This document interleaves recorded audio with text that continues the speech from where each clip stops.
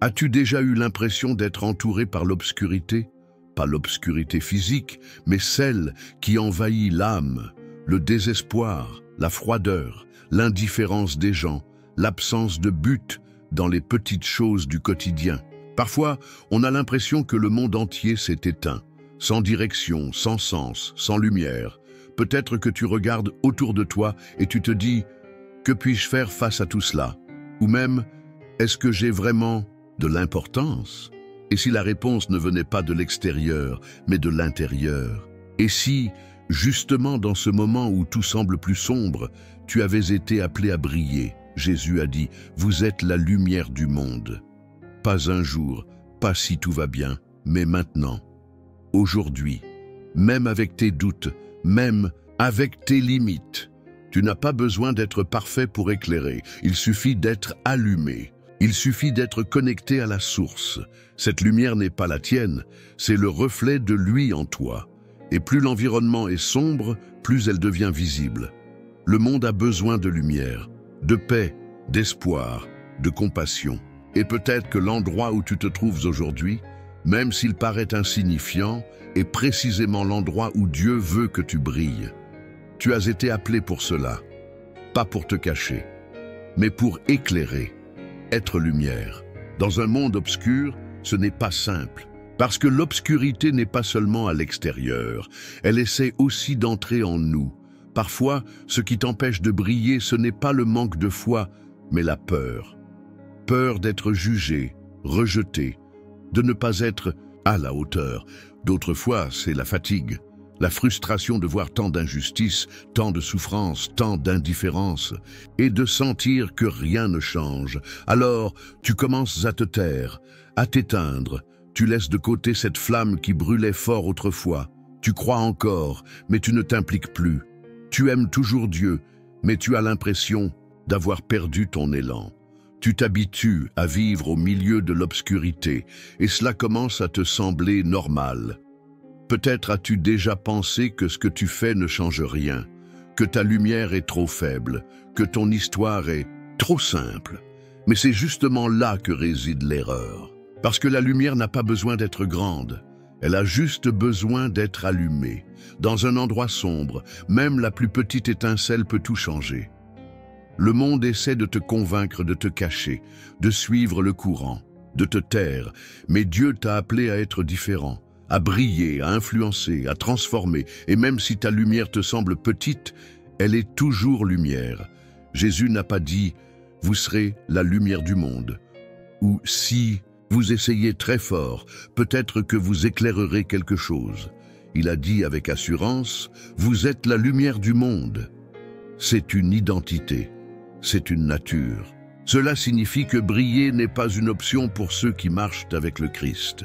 C'est un reflet inévitable de celui qui demeure en lui. Mais remarque ceci, pour être lumière, il ne suffit pas d'exister. Il faut se positionner. Il poursuit, on ne peut pas cacher une ville située sur une montagne.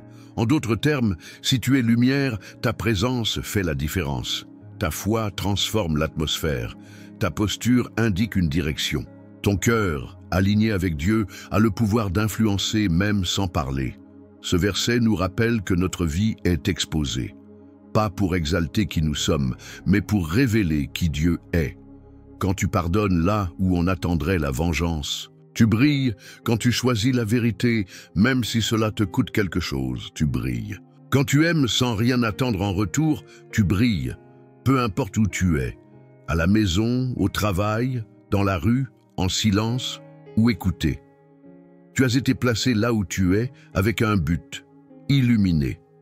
Pas avec ta propre force, mais avec la lumière de Dieu reflétée en toi. Et plus le monde s'assombrit, plus ta lumière est nécessaire. Il est temps d'arrêter de te cacher, de laisser la peur, la honte ou le sentiment d'incapacité éteindre l'éclat que Dieu a placé en toi. Parce que la vérité, c'est que tu as été mis à part, choisi, équipé, non pas pour vivre dans l'ombre, mais pour éclairer les chemins. Et même si tu ne te sens pas prêt, Dieu continue de t'appeler, brille.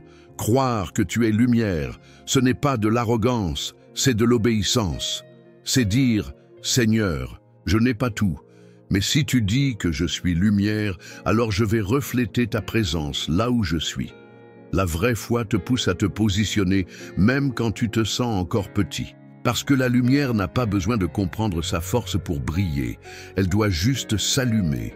Peut-être as-tu essayé de t'adapter, de rester neutre, de ne déranger personne, mais l'appel de Dieu n'est pas à la neutralité, c'est à l'influence. Tu n'es pas dans ce monde par hasard. Chaque endroit où tu poses les pieds peut devenir un lieu de lumière. Chaque conversation, une semence, chaque attitude, un témoignage. Et oui, tu peux faillir, tu peux tomber, mais cela n'éteint pas la lumière que Dieu a déposée en toi. Ta mission ne dépend pas de ta perfection, mais de ta disposition. Dieu ne te demande pas de briller par toi-même. Il veut seulement que tu sois disponible pour refléter ce qui vient de lui. Alors, aujourd'hui, fais ce choix, fais-lui confiance. Redresse la tête, recommence à briller. Peu importe ce qu'on a dit sur toi ou ce que tu as vécu jusqu'ici, tu es lumière et il est temps de recommencer à éclairer. Être lumière ne signifie pas être parfait, cela signifie vivre. En ayant conscience que tes actions, tes paroles et tes réactions révèlent celui qui habite en toi. Et c'est au quotidien que cela se manifeste. Dans ta manière de répondre à la colère, dans la façon dont tu gères l'injustice, dans l'attention que tu portes à ceux que personne ne remarque. Parfois, être lumière, c'est choisir le silence, là où tout le monde attend des cris. C'est maintenir la paix quand l'atmosphère est lourde. C'est demander pardon même quand tu penses avoir raison. C'est renoncer à un droit au nom de la réconciliation. C'est aller au-delà des attentes, non pour impressionner, mais pour refléter Jésus. Comment réagis-tu face aux défis du quotidien? Ta présence apporte-t-elle de la paix ou de la tension? Tes paroles construisent-elles ou blessent-elles? Ton cœur brille-t-il encore ou s'éteint-il dans la précipitation? La fatigue, la peur? Être lumière au quotidien, c'est prendre des décisions en fonction de la présence de Dieu. C'est refuser de se conformer à l'obscurité ambiante. C'est se rappeler que chaque geste a du poids et que quelqu'un est touché par ce que tu transmets, même si tu ne t'en rends jamais compte. Tu n'as pas besoin d'une plateforme pour être lumière. Il suffit d'une attitude sincère, d'un cœur disposé, d'un esprit sensible. C'est dans la file du supermarché, sur ton lieu de travail, à table en famille, dans un regard échangé avec ton voisin. C'est là que Dieu veut briller à travers toi.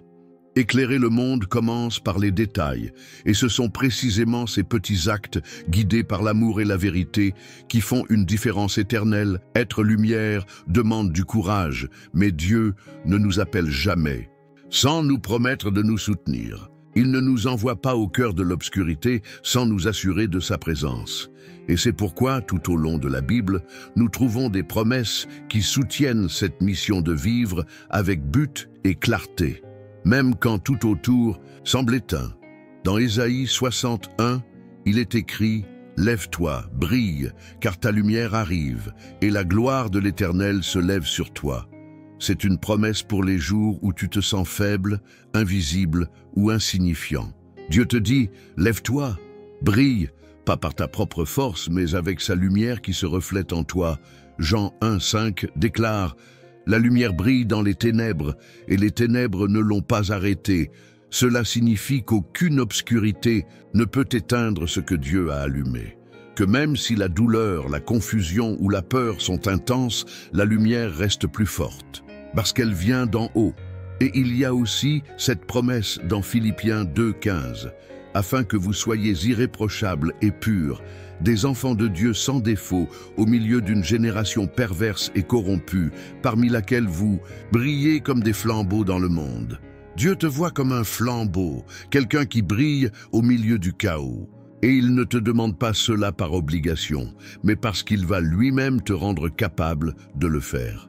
Ces promesses ne sont pas juste de belles inspirations, ce sont des sources de force. Elles te rappellent que, même quand tu es fatigué, confus ou rempli de doutes, tu n'es pas seul. La lumière que tu portes est soutenue par celui qui ne s'éteint jamais. Tu n'as pas été appelé seulement à supporter l'obscurité. Tu as été appelé à la vaincre par la lumière. Ta présence ici a un but. Tu n'es pas juste un de plus dans la foule. Dieu a placé en toi quelque chose qui peut éclairer des chemins, restaurer des vies et transformer des environnements.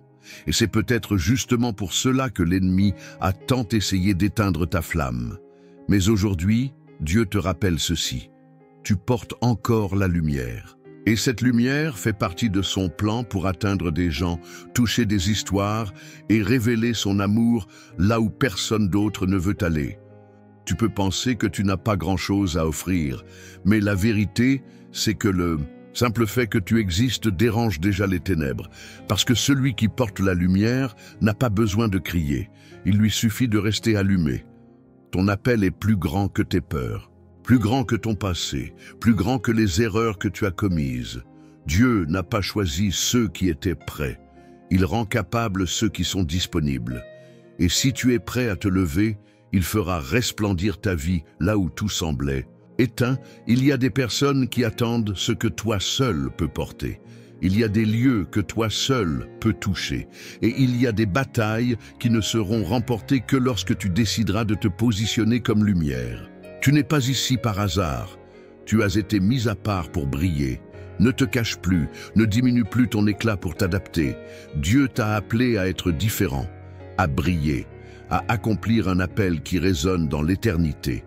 Et cet appel commence maintenant, par la décision de vivre, comme quelqu'un qui a compris qui il est. Tu as été appelé à briller, pas seulement quand tout sera parfait, mais maintenant, au milieu du chaos, de la routine, de la confusion que ce monde présente chaque jour.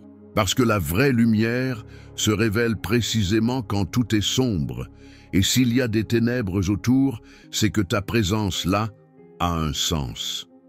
Ne sous-estime pas l'impact de ta vie. Dieu peut utiliser tes paroles, ton silence, tes attitudes, ton témoignage, pour éclairer des vies qui marchent dans l'obscurité depuis longtemps.